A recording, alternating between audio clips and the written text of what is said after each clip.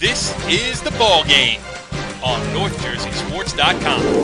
Brought to you by an all-purpose limousine. We'll take you for a ride without taking you for a ride.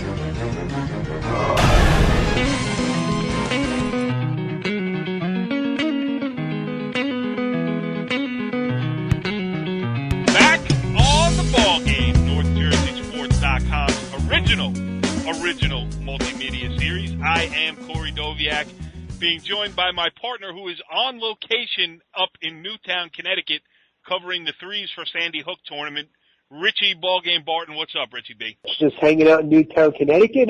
Lovely people up here. The Black Angus Grill, one of the best places I've ever eaten at. It's a good time.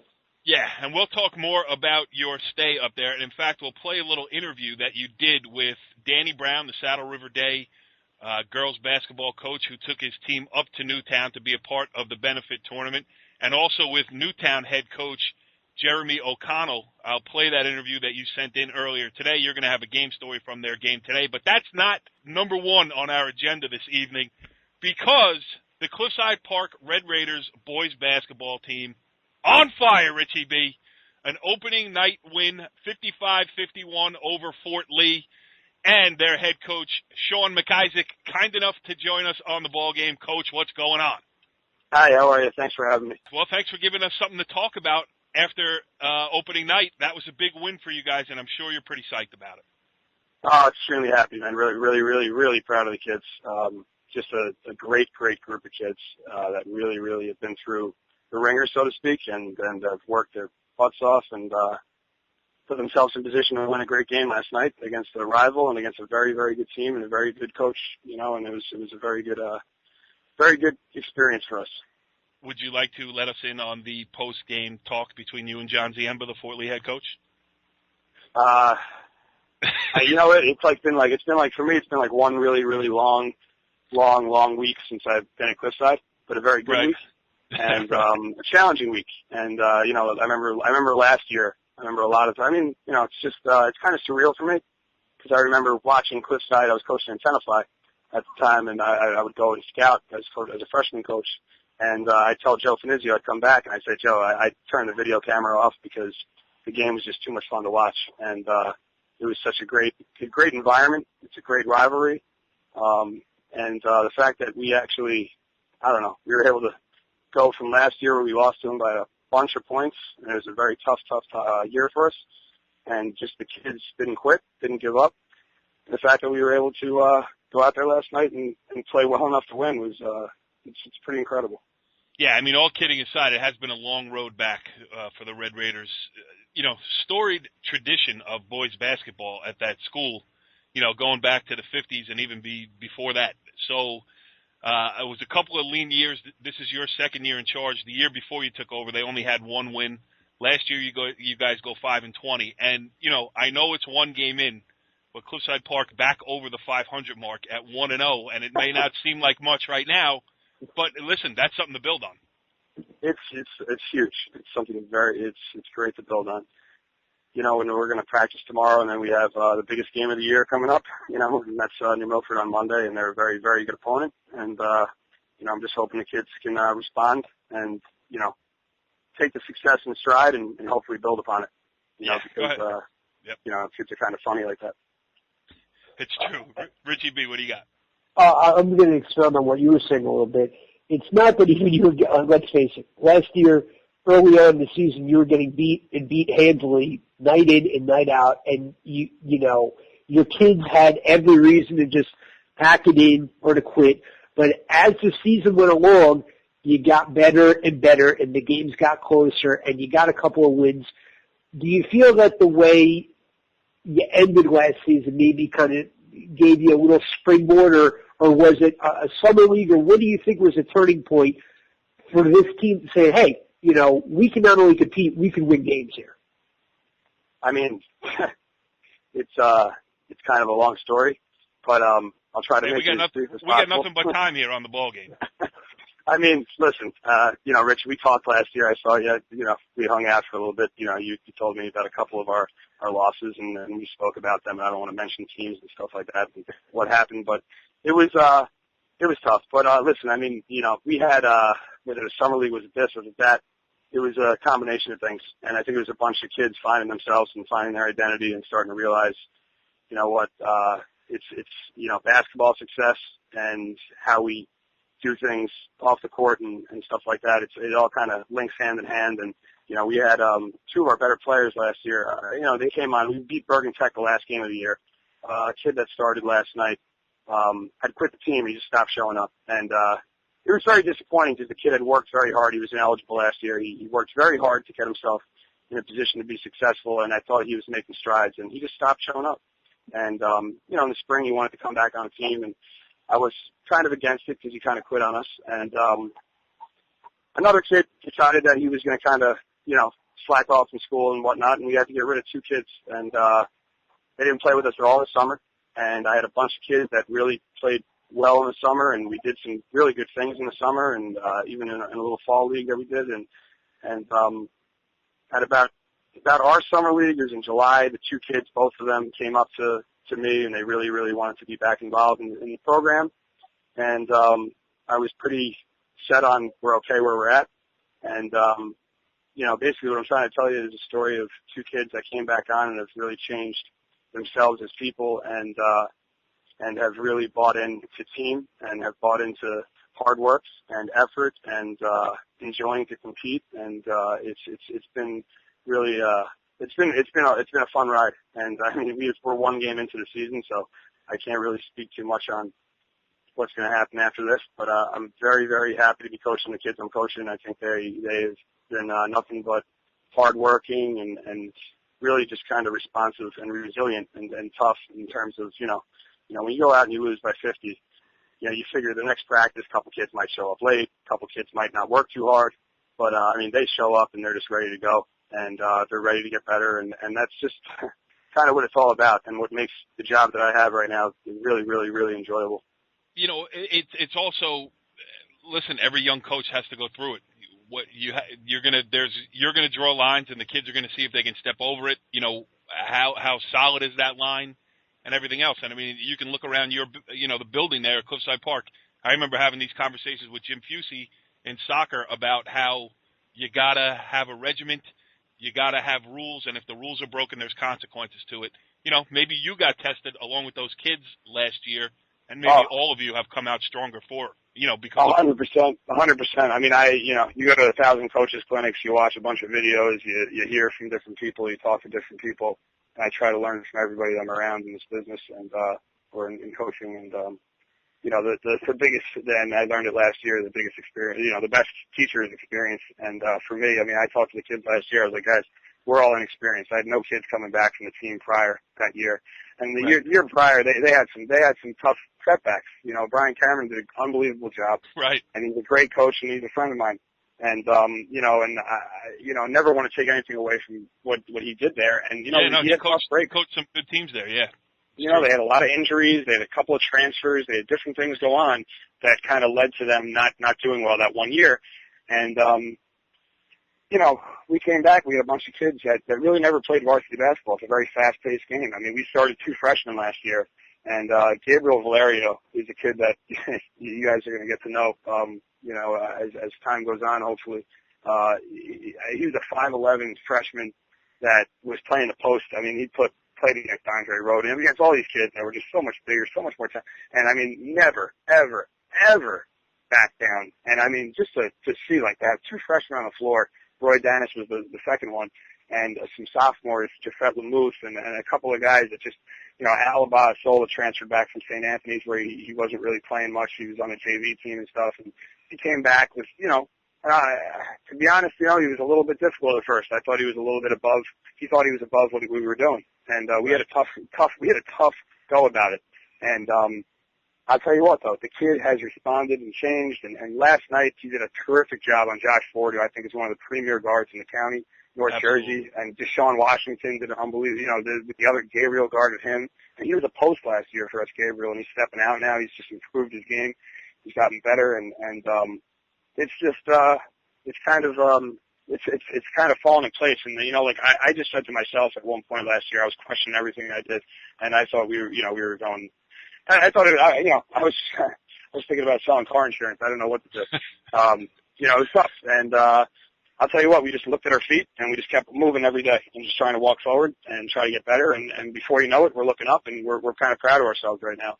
And I'm very happy about that. And it's just got to keep rolling, hopefully, and we'll see what happens. You know how high school sports work.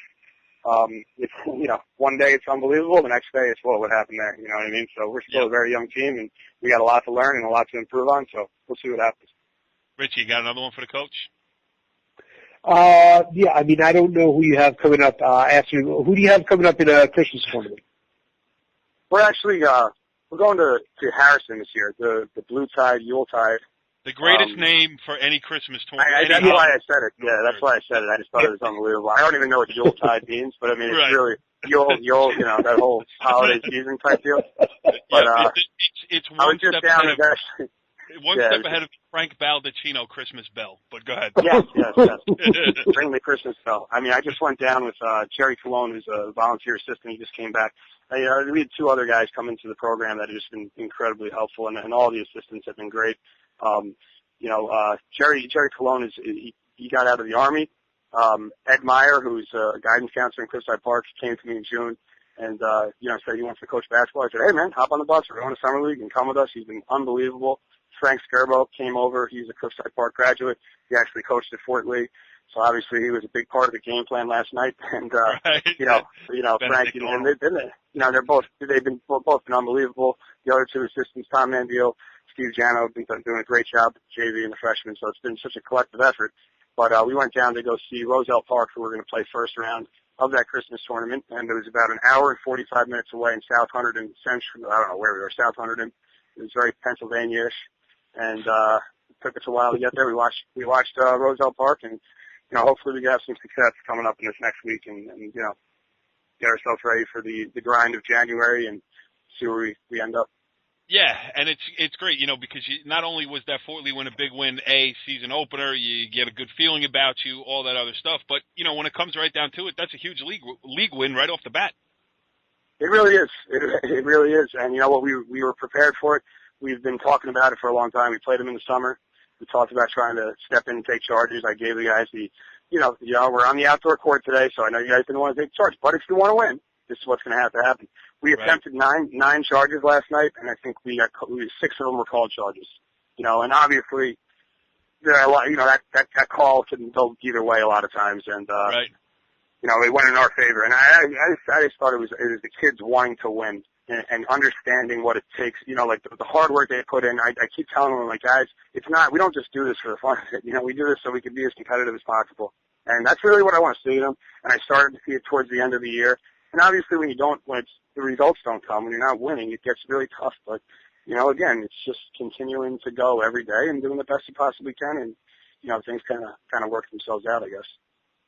Sean MacIsaac, the head coach of the Cliffside Park boys basketball team, doing a great job bringing the program back. Off to a 1-0 start on the season, as good a start as could possibly be at this early stage. But I'm glad we checked in with you early. I am glad that you're off to this good start, and I'm glad that your buddy Chris Gaskin bought the last round. Yes, he's a great friend of mine. He's one of the best possums around. He really hides. He's telling me how bad his team is, and I hope he just realizes that I'm never going to believe him, and that I know how good they are. I know what he's done with that program, and he's been such an inspiration to me. To be honest with you, the guy, he talked to me all last year and counseled me and helped me, and I was 1-22. I was 1-22. I was 1-20. Right, his first year, right? He was 1-22, wasn't he? Yeah, first year as the head coach. I was at a state sectional. I was at that championship game, and to see me, for me to see him win that state sectional, and to follow his program all these years and be friends with him and all the guys at Richfield Park, it was really a nice thing. I mean, I still have a piece of the net. He gave me a piece of the net, and I thought it was cool. Yeah. And it was fun. And and the fact that we got to play each other twice a year and deal with each other all year and know that we have to play twice a year. It's kind of not changed things, but it's a little awkward at times. But I think it's going to be fun, and I just hope that this conversation doesn't jinx our season, because we've done it before. Hey, listen, I have a nickname. I'm called the Black Cat, and thanks a lot. And Richie Barton has a lot worse nicknames than that. But I've been booed off a lot of sidelines in North Jersey throughout my career here. That's for sure. But Sean, Hey, best of luck. Thanks for joining us, and good luck the rest of the way. And I'm sure we will be catching up with you. We'll see you in person soon, and thanks for joining us. Hey, thank you very much. I really appreciate it. Thanks a lot, guys. All right, Richie B. Well, that was interesting stuff there with Sean MacIsaac, and I think he's a little bit pumped up about the Red Raiders' prospects for this season. Well, he should be. I mean, that's a huge opening night win for him, and maybe this could again be the springboard for further success. Yeah, I mean, and Cliffside Park does have a long history of winning, and Brian Cameron did do a great job with them until, circumstances cost them some players that were, not necessarily of his doing for sure. But they had two really bleak seasons, and good to see that they're bouncing back. And that was a shocker on opening night. You never know what's going to happen until they throw the ball up and get things going. But our next topic is an interesting one because you've been working on it all weekend. You've been up in Newtown, Connecticut for the past 2 days, covering every aspect of this Threes for Newtown benefit, and obviously, Threes for Sandy Hook benefit, I'm sorry. Obviously, it's born out of this tragedy of of Newtown, Connecticut of this time last year. So you're up there, you're with the Saddle River Day girls basketball team. Just give us a feeling of, what's going on. Yeah, I mean, it's very touching, honestly. Yeah. Like, I mean, just the camaraderie, not only, with the Saddle River, because I've spent pretty much the last 2 days with the team, and, they're more of a close-knit team than you would ever think they would be. Right. When you school, they don't grow up together, that type of thing. Right. Very few, if any of them, live in the same town as one another, but they get along incredibly well. And not only that, when they surprised Newtown actually opened up last night at home, and the Saddle River Day girls went to surprise them there, and it was like they all knew each other for years. It was just very cool, to be honest with you. Yeah. And is the vibe still one of sadness, or do you feel like, I mean, obviously they're not going to be able to escape that feeling of tragedy for a while. I mean, these are impressionable high school kids who went through an unspeakable act in their town. But now, 1 year later on, do you feel like it's moving in that direction? It's tough to say because I think being up, I mean, if I came up here by myself in a different scenario, I would probably have a better gauge of it. Right. Saddle River Day being up here, it's just, an escape. Right. So I don't know if if the healing process is really, fully in swing yet, or if it's still, fresh in their minds of what happened. But it's tough to say because, like, when it's going on, when the two teams were hanging out, it was just kind of like two teams of friends that were hanging out. But right. All smiles. the fact, but I mean, to be brought together the way that it has, I mean, it's just a great event, and it's a great bonding experience for sure. And both teams, talking players from both teams, I mean, they have bonds that they're going to have for the rest of their lives between the two teams. And, friendships have been formed, and you never wanted to, any tragedy to have to bring people together. Right. But, it's something that is, that's come out of it. I mean, it's just a touching. It's an emotional thing. It's an emotional thing for me. Yep. And I'm just, getting to know the Newtown people, but they've been so incredibly gracious. From second one, I mean, to Saddle River Day, to me personally. So the game itself was, inconsequential. Saddle River Day did win, so that's their season opener. They beat Newtown. But before the game happened, you got a chance to catch up with both head coaches, obviously Danny Brown from Saddle River Day, but also Newtown head coach Jeremy O'Connell. And here's the interview that you got with both of those gentlemen before the game was played. All right, this is Rich Barton with NorthJerseySports.com. We're on location here in Newtown, Connecticut with Saddle River Day head coach Danny Brown and Newtown head coach Jeremy O'Connor. Guys, first of all, thanks for being with us. And secondly, talk about how you guys got together for this game. Well, last year, obviously when everything happened, we started a little team foundation or charity, Threes for Sandy Hook, and wasn't something that we thought would go far. It was just something kind of to bring our team together. People caught wind of it, and Danny Brown reached out to us and said, hey, we would like to help you, in your healing process and everything. How would you guys like to come down and meet us and join us for a game? And ever since then, it's just exploded into such a huge kind of family atmosphere between Saddle River and Newtown. Yeah, talk about it from the Saddle River Day perspective. The girls look forward to this more than any event. We start preparing for it right away in September. Just sitting down talking about what the mission is and what our goals are. And that is absolutely the priority since September when the girls really started talking about the basketball season. It's an amazing bond. It's a loving bond of friendship. The emotion is unmatched in anything I've ever been involved with kids. So it's quite amazing from our end. How do you feel this has changed you, as a coach? I don't know that it's changed me. It's a little bit of a different perspective on why we do what we do with kids and how much time we spend with them and the goals that we have for them and just wanting to not be focused on any particular major in school, but just to be great kids and to share their life experiences with other kids and just be great kids and have fun. And talk about, how this Threes for Sandy Hook thing is really, taken off into a huge thing. It is. Now we call it Threes for Charity, and one of the things Newtown has asked is that, we kind of step back from all of the focus on Sandy Hook, but to help anything that we can do. And it's really just caused us to take a step back and really evaluate all of the special things that we have in life. And not only getting the opportunity to play basketball day in, day out, but to be a part of the people that we get to play against and play with has really taken a major focus for us, that the friendships and the bonds that you can create through sports, and for us, basketball, means more than any single game ever can.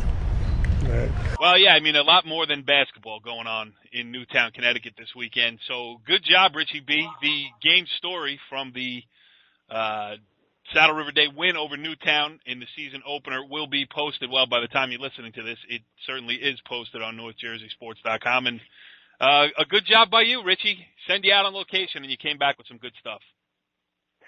Well, it's the least I could do. So hopefully I'll be back here again next year because when they did the game last year, it was at Ramapo College. And, obviously this year it's here, and you would think normally you just kind of flip back and forth, but I think just the presence of people, you just feel it more up here. The tragedy happened here. Right. And, the girls certainly love coming up here. I know Danny and his coaching staff love being here, and you could see, just the closeness between the parents of the players of the two teams, the kids on the team. Everyone is so close knit that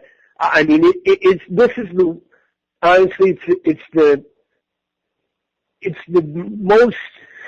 I don't want to say non-competitive because it was a competitive game, right, and both teams played hard. But if you fouled someone hard, you saw players on the other team going to help them up. Yep. If I thought someone hard, I just looked at him and walked the other way. Right. Well, you were a filthy player. I was a filthy player. No, but the point is that you play and you want to win, but you realize that in the end it's just a game. Yep. And it's just a chance to bond and to make new friends that could last you a lifetime. So it's really a great experience for both teams, and I'm glad to have been a part of it. Well, you did a good job up there. I'm not going to say it again. It sounds like you're fishing for compliments, so I'm going to cut it off there. This edition of the ball game, good stuff with Sean MacIsaac. A good rundown of the happenings in Newtown, Connecticut. On good news out of Newtown, Connecticut this year. We're happy to report, and we'll catch you next time on the ball game. Follow the leader.